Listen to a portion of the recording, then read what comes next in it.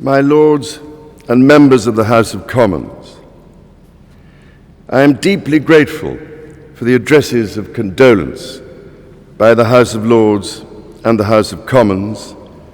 which so touchingly encompass what our late sovereign,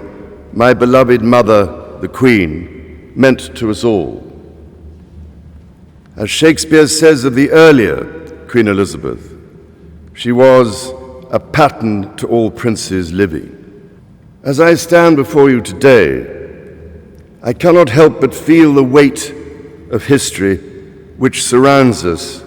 and which reminds us of the vital parliamentary traditions to which members of both houses dedicate yourselves with such personal commitment for the betterment of us all. Parliament is the living and breathing instrument of our democracy. That your traditions are ancient, we see in the construction of this great hall, and the reminders of medieval predecessors of the office to which I have been called, and the tangible connections to my darling late mother we see all around us, from the fountain in New Palace Yard, which commemorates the late Queen's Silver Jubilee, to the sundial in Old Palace Yard for the Golden Jubilee, the magnificent stained glass window before me for the Diamond Jubilee,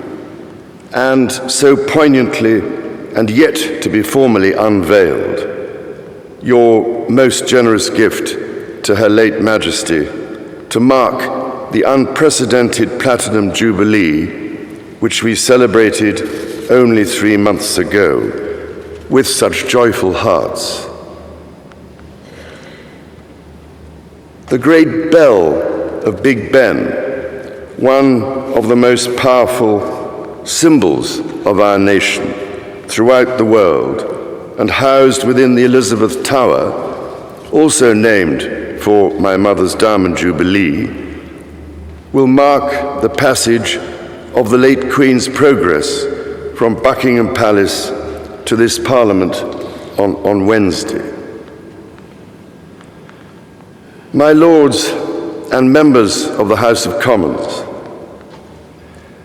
we gather today in remembrance of the remarkable span of the Queen's dedicated service to her nations and peoples. While very young, Her late Majesty pledged herself to serve her country and her people, and to maintain the precious principles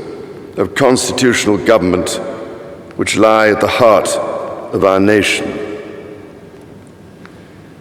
This vow she kept with unsurpassed devotion. She set an example of selfless duty, which, with God's help and your counsels, I am resolved faithfully to follow.